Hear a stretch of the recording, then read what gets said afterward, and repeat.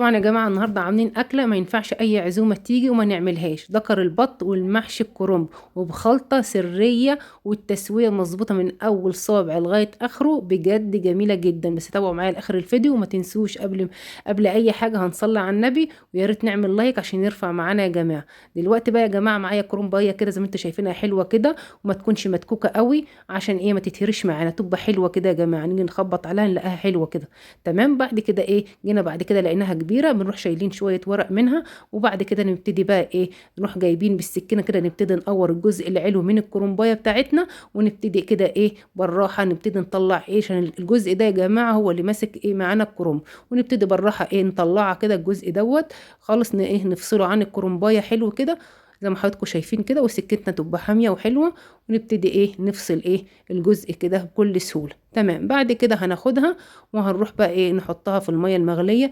زي ما حضراتكم شايفين جبنا حله كبيره وغلينا فيها ميه، حطينا ميه كتيره وحطينا معلقتين كبار من الملح، وطبعا رحنا جايبين الكرنبايه نحطها كده بالراحه ونغطسها حلو في الميه المغليه زي ما حضراتكم شايفين كده، تغطسه حلوه كده بتاخد لها 4 دقايق بالظبط كده، نقعد نغطس فيها لغايه ما الايه الورق بتاعنا يلين معانا يبقى حلو. تمام. غطسناها كده حلو، شايفين اهم حاجه الميه تغطيها. تمام.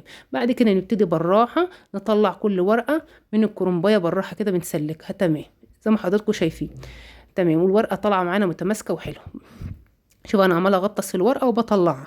تمام. بعد كده بحط الورق كله فوق بعضه كده، والبخار هو اللي بيسويه زي ما حضراتكم شايفين. ادي الكرنبه معايا اهي بكل سهوله اهي. وطبعا البيت الورق اللي انا كنت شايلاه ابتديت برضو ايه اغطسه في الميه المغليه، باخد له ايه تقلبتين كده زي ما حضراتكم شايفين كده بالظبط. وبعد كده ببتدي اطلعه بمصفى اصفي منه الميه. بقول لك ما ينفعش بالمقصوصه ديت اللي هي زي الملقاط، تنفع ايه بالمصفى، نشيله بالراحه عشان نصفي الميه بتاعتنا، ونبتدي نحطه ايه فوق بعضه.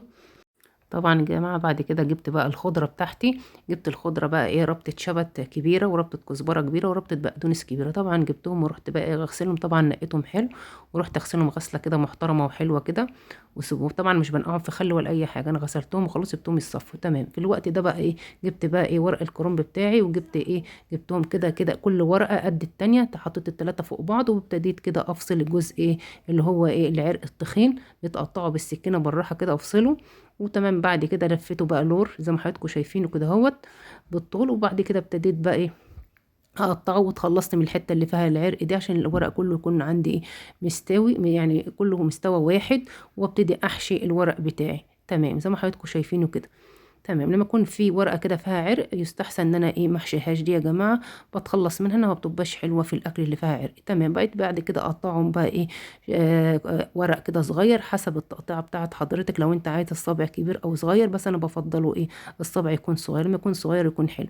يعني الورقه كده يا جماعه تبقى ايه في حجم 4 صوابع. تمام. جبت ورقه تانية طريقه تانية، وبعد كده ابتديت ايه افردها قصادي، وقطعت ايه العرق اللي هو التخين بتاعي، وده ينفع برضو تعمليه مخلل او اي حاجه. طبعا جبت الورقه كده بقت قطعت كده الورق قطعتها مكعبات يعني. وبعد كده ابتديت ايه اقطعها الورقه بتاعتي الحجم برضو 4 صوابع زي ما حضرتك شايفه كده بالظبط، طبعا الحجم اللي انت عايزاه، وبتقطع الورق كله في مستوى واحد.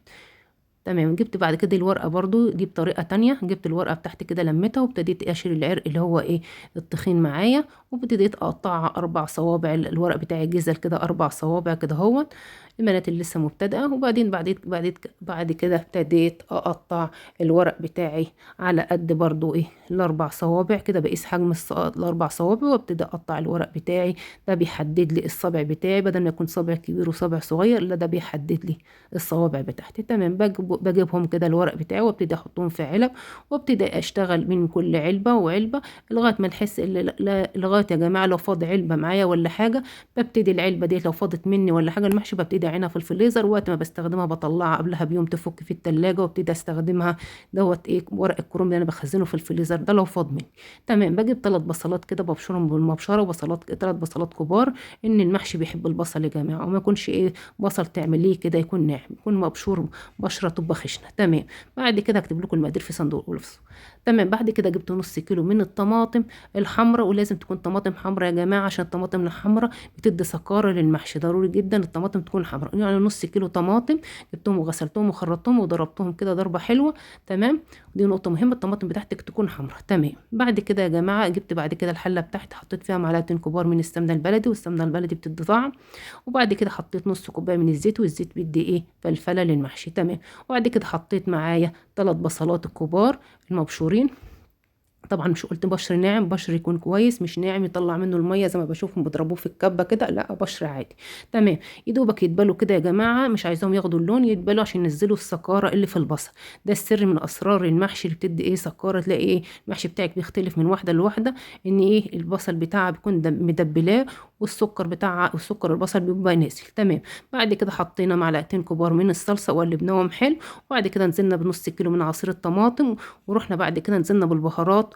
وفي سر اللي انا بحطه، حطيت دلوقتي نص معلقه من الكاري بتديله طعم، وحطيت معلقتين صغيره من الملح، ومعلقه صغيره من الفلفل الاسود، ومعلقه صغيره من الكزبره، ومعلقه صغيره من الكمون. تمام. قلبتهم مع بعض وسبتهم على نار هاديه لمده ربع ساعه عقبال ما اغسل الرز.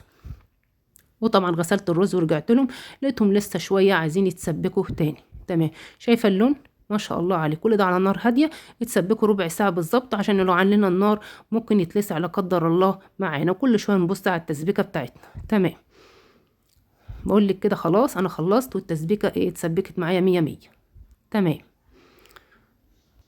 بعد كده جبت بقى الخضره بتاعتي كده يا جماعه، وشلت ايه العيدان اللي هي ايه التخينه شويه، فصلتها. وبعد كده ابتديت اجيب الخضره بتاعتي انعمها بالسكينه تنعيمه حلوه، سكينتي تبقى حاميه، وخرطتها تخريط ناعم وحلو، عشان لو خرطتها تخريط كبير بتظهر ايه في المحشي. تمام. جبت التسبيكه بتاعتي بقى لما كنت طفيت عليها، حطيتها كده زي ما حضراتكم شايفينها في الطبق يكون واسع، وحطيت النص كيلو رز، النص كيلو طماطم هنحط نص كيلو من الرز، وطبعا حطينا الخضره بتاعتنا، والنص كيلو طماطم ما نكترش الطماطم، وحطيت بصلايه اللي هي متبقيه، خدت منها 3 معالق بصلات لو انتوا فاكرين في الاول حطيناهم، وحطينا ايه معودين نعناع، وهنقول لك ليه النعناع، وحطينا معلقه صغيره من الكزبره ومعلقه صغيره من الكاري، بتدي طعم للكاري، ليه بيدي طعم يا جماعه للمحشي وبيدي لون جميل جدا. وطبعا ايه معلقه صغيره من الفلفل الاسود، ومعلقه صغيره من الكمون، ومعلقه صغيره من الكزبره، دي البهارات اللي حطيناها في الاول حطيناها تاني. طبعا حطينا ربع كوبايه من الزيت وقلبناهم حلو مع بعض. وايه لو انت في الوقت ده عايزه تحطي نعناع اخضر، حط عود واحد ما تكتريش، وتحط الورق بتاعه يعني 5 ورقات. النعناع الاخضر لو حطيتيه بيدي مراره، وانا باكد على المعلومه ديت. لو عندك نعناع ناشف بتحطي معلقه صغيره من النعناع الناشف، بس لازم في الوقت ده بتفركيه وتحطيه مع الخلطه ديت، ما تحطهاش على النار النعناع عشان ما يروحش ريحته طبعا، لكن احنا بنحطه في الخلطه ديت كده واحنا بنيجي نحشي عشان ايه يحتفظ بريحته. واهم حاجه نحط لو احنا هنحط نعناع اخضر نحط 5 ورقات صغيرين، ما نكترش من النعناع الاخضر بيدي مرار. تمام. دلوقتي بقى جبت الورق معايا، شايفه جبت ورقه الكرنب بتاعتي الصغيره كده اللي انا مقطعاها وسهله كده، وابتديت احشي، احط يا دوبك حبه رز صغيرين احطهم في وسط الورقه كده، وابتديت ايه الف ورق الكرنب، ما بحطش الرز كتير عشان ما يطلعش في الجناب. اهم حاجه بحط حبه رز صغيرين كده في ورقه الكرنب يا جماعه، وهو اساسا لما بلفه شوفوا بقول لك اللفه هي بحط الحبه صغيرين في نص الورقه، وببتدي الفه لفه حلوه كده زي لفه السيجاره، بس الصابع طبعا يكون مليان مش مليان قوي، ما يكونش يعني عامل ضيط، ويكون ايه تخين قوي، يكون حلو. تمام. هو كده كده لما بيجي يستوي خلي بالك الحروف بتزيد من الرز، يعني انت يعني قصدك ان انا اقول لك ما تحطيش رز في الحروف، عشان هو لما بيجي يستوي هو بيزيد من الحروف. تمام. بنحط حبة الرز كده في الورقة، ونبتدي نحشي كده بالراحة، ونرص في الحلة بتاعتنا. ولو الورقة الصابع بتاعنا فيه حاجة زيادة بنبتدي نقطعها بالسكينة كده، بنساوي الصابع كده بالسكينة زي ما حضرتك شايفة. تمام. يعني عايزه تفهمينا لو الصابع طويل الصابع طويل تتحكمي فيه تقطعي الزياده بالسكينه. شايفه دلوقتي طريقه اللف بتاعتي، انا بجيب لك الورقه اهي، شايفه الورق بتاعي مقطعاه ازاي، دوت على قد 4 صوابع بالظبط، يعني تقيسي كده 4 صوابع تقطعي الورقه بتاعتك على قدهم.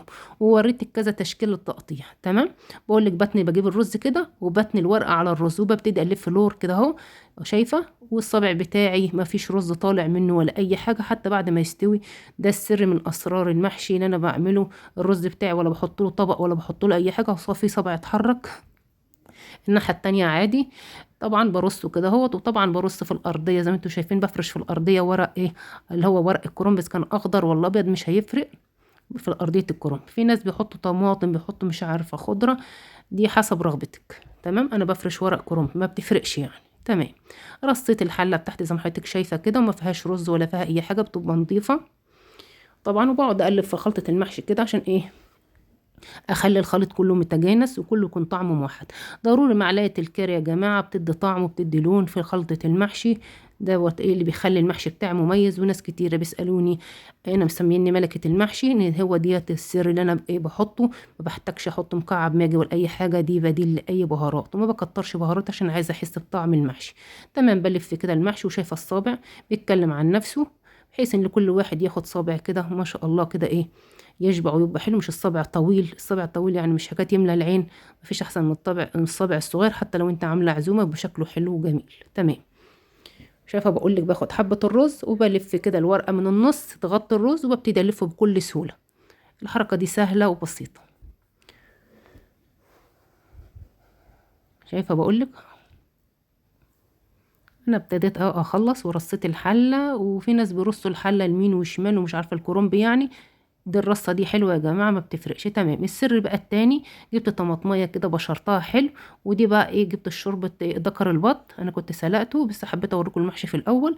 جبت الطماطميه واحده كده مبشوره يا جماعه، وحطيتها مع الشوربه وابتديت اسقي بها الشوربه بتاعتي. طبعا الطماطميه دي ليه؟ الطماطميه دي بتدينا سكاره. انا ما حطيتش صلصه ليه؟ الصلصه بتدي مزازه للمحشي، الطماطميه احسن بتدي سكاره، خصوصا لو الطماطم بتاعتي حمراء بتدي سكاره. اوعى تحطي في محشي الكرنب طماطم خضراء بتدي مزازه. تمام. تمام. بديت سقيت كده، قلبتها وسقيت ايه المحشي بتاعي بيها، ويا دوبك الميه تحت الصابع اللي هو قبل الاخير. يعني عايزه تقول لنا، يعني عايزه اقول لك مقدار الرز خد معايا نص كيلو رز، خد معايا نص لتر شوربه. نص لتر، ايوه، يعني مقدار الرز هياخد ايه قده شوربه. تمام. يا دوبك اتشرب معايا، هديت النار خالص واستوى معايا، خد معايا ساعه بالظبط. شايفه الرز بعرف تعرفي ازاي؟ بتمدي المعلقه كده في صابع المحشي بتلاقيه كده غرز معاكي وبستوى. شايفه الصوابع بتاعتي بتتكلم عن نفسها. خد معايا سوا بالظبط على نار هاديه، ساعه بالظبط على نار هاديه يا جماعه. يا دوبك اتشرب وهديت النار. شايفه بقول لك الصابع الرز زي مولع وجميل، ووريتك صابع الرز زي مفلفله ازاي وجميله. اهم حاجه تتبعي الخطوات دي، بجد هتعملي احلى محشي كرنب. تمام. تعالى بقى نشوف دكر البط بتاعنا. تمام. دكر البط بتاعنا ده جبناه كده في حدود كده ايه 3 كيلو وشويه كده يا جماعه. طبعا جبته كده اهوت، وبفصل انا عايزه احشي الزور. طبعا بقول لك الرقبه انا ايه، يعني كانت بتنزل دم ولا حاجه، فروحت غسلتها. غسلت الرقبه، بقول لك هي نطفت اهي وغسلتها. اهم حاجه كان الطيره بتاعتك تكون نظيفه. انا عارف محلول ملحي ومنضفاها ل 100 ساعه. محلول الملح اتكلمت عليه كذا مره، اللي هي الميه والخل والعصير الليمون والحاجات دي كلها. تمام. وبعد كده غسلته وصفيته من الميه. تمام. انا هحشي الزور. الزور ده بيتحشي احسن من الممبار كمان بتاع دكر البط، احنا في الفلاحين بنعمل كده. تمام. مقدارك ايه في حشو الرز؟ مقداري مقداري بصلتين متوسطين بخرطهم تخريط ناعم، ولو عندك مبشره ابشريهم الحته الخشنه. طبعا انا عندي السكينه حاميه فخرطتهم تخريط ناعم. طبعا هياخدوا ايه البصلتين المتوسطين؟ هياخدوا كوبايه رز، اللي هي ماشيين بالجرامات 200 جرام من الرز. غسلت الرز حلو، وابتديت بقى طبعا دلوقتي قلت ايه، ما هقطع القوانص معاها واقطع الكبد معاها. تمام. بتاعت الايه دكر البط. تمام. احنا كده يا جماعه في الارياف بنعمل ايه الطريقه دي، ما بناخدش نشوح الحاجه على النار. يعني الحشو رز مش بتشوحيه في بصل على النار، لا. لا يا جماعه. دلوقتي حطيت معلقه صغيره من الفلفل الاسود ومعلقتين صغيرين من الملح، وبقيت ادعكهم حلو مع بعض مع البصلايه بتديهم طعم. احنا دي طريقتنا في الارياف، ويطلع الرز معانا مفلفل وجميل ومفيش ولا غلطه. تمام. تمام. واحط كده ايه الرز بتاعي، كوبايه الرز هي ايه انا بقول لك اهو المج ده هو اللي انا عايرت بيه الرز بتاعي. تمام. جبت العلبه بتاعت السمنه، حطيت منها معلقه كبيره، والسمنه ديت بلدي انا مسيحاها عشان كل سنه وانتم طيبين، رمضان داخل علينا، فانا سيحتها عشان تبقى جاهزه عندي. تمام. انتوا عارفين بقى الحلويات وكده. حطيت معلقتين من الزيت، والزيت ليه بيدي فلفله للرز، والسمنه البلد، معلقه السمنه البلد بتدي لنا طعم للرز بتاعنا. دي طريقتنا هنا يا جماعه في الارياف. تمام. بجد هتعمل احلى دكر بط محشي رز.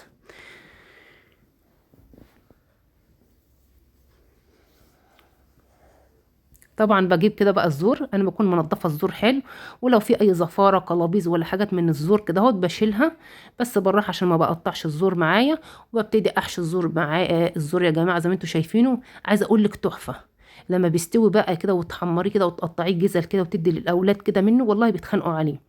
حتى لو عندك عزومه برضو بتحطيه كده يعني احنا عندنا هنا بنحط مع رقاق طري. الناس اللي في الارياف اكيد عارفين بنعمل الرقاق طري، ونحط كل واحد رقاق طري مع النوب بتاعه ونقسم، وتبقى أكلة حلوة جدا في الشتاء، ومعاهم المحشي والشوربة. حاجه كده اكله جميله شتويه بتدفي يا جماعه. تمام، جبت الورك كده فتحتها وابتديت احشي كل ايه من ناحيه كده الورك ايه كبش، يعني 3 معالق من الرز، 3 معالق من حشو الرز في كل فتحه من الورك. تمام، وبقيت الرز بقيت ايه ادخل كده بايدي. طبعا البنات اللي لسه مبتدئه انا بقول لهم 3 معالق من حشو الرز في كل ناحيه من الورك. تمام، بكون مسلكه الورك كده بايدي. تمام. تمام، بتخيطي دكر البط ولا بخيطه ولا اي حاجه، بكتفه. خليكم معايا، بكتف دكر البط اهو تكتيفه حلوه. حتى هو عاكسني شويه عشان هو ما شاء الله شايفين، انا احاول هو عمال يفك، انا اكتف هو يفك ما شاء الله. المهم رحت بقى بعد كده لازم اكتم الفتحه دي حتى براس بقناصه باي حاجه. كتمته بقى ايه بالقناصه، بقيت القناصه والكبده القلب بتاعته. تمام، جبت ميه كده والحله بتاعتي كبيره تكون واسخه، يعني قد الدكر واخده الدكر بتاعي، والميه بتاعتي مغليه. حطيت فيها بقى بصل وطماطم وتوم ورق لورا وحبهان، وتروحت منزله دكر البط بقى زي ما حضراتكم شايفين كده اهوت. ونزلت معاه فراخ عشان في ناس بيحبوا عندنا الفراخ وفي ناس بيحبوا ايه البط، وانتوا عارفين الاولاد. تمام، حطينا كده 3 معالق ملح من صغيرين، ومعلقه صغيره من الفلفل الاسود. ما نكترش الفلفل الاسود عشان ما يديناش حرقان في الشوربه يا جماعه. تمام، وحطينا معلقه صغيره من الكمون. الكمون بيفرق جامد معانا في الشوربه. وطبعا حطينا طماطميه مع الشوربه، الطماطميه حلوه جدا واحده يا جماعه بتشيل الزفاره برضو من الشوربه. تمام، بقول لك كده انا معليه النار يا دوبك تاخد غلوه وهدي النار. خدت معايا ساعه بالظبط سوا، ساعه بالظبط، خد معايا ساعه بالظبط سوا. يعني بعد ما غلي هديت النار وخد معايا ساعه بالظبط سوا يا جماعه. طلعته اهو ما فيهوش ولا غلطه اهو، بقول لحضرتك اهوت. تمام، الرز بقى معايا مفلفل وجميل. طب ده هنعمل له بقى ايه التتبيله بتاعته اللي هتخلي وشه احمر وجميل. بنحط له طماطميه كده، نبشر له طماطميه، ونحط معلقتين سمنه كده بلدي او معلقتين زيت ما يكونش ليهم ريحه، ومعلقه صغيره من الفلفل الاسود، ومعلقتين صغير من الملح، ونبتدي نقلبهم مع بعض. بجد التتبيله دي جميله جدا جدا، بتخلي طعم الذكر البط في حته تانية خالص. بالله عليكم يا جماعه لو لسه بتتفرجوا عليا ما تنسوش بقى تعملوا لي لايك عشان ايه يرفع معايا. تمام، شايفين بقى احلى اكله. شايفين دكر البط والرز بتاعه والمحشي بتاعه، نفسي تجربوا ده وتقولوا لي في التعليقات، وتعملوا لي لايك وشير ما تنسوش يا جماعه، وتعملوا لي كومنت حلو. السلام عليكم ورحمه الله وبركاته. السلام عليكم. لا تنسوا الاعجاب بالفيديو والاشتراك في القناة تشجيعا لنا لنستمر بنشر المزيد إن شاء الله.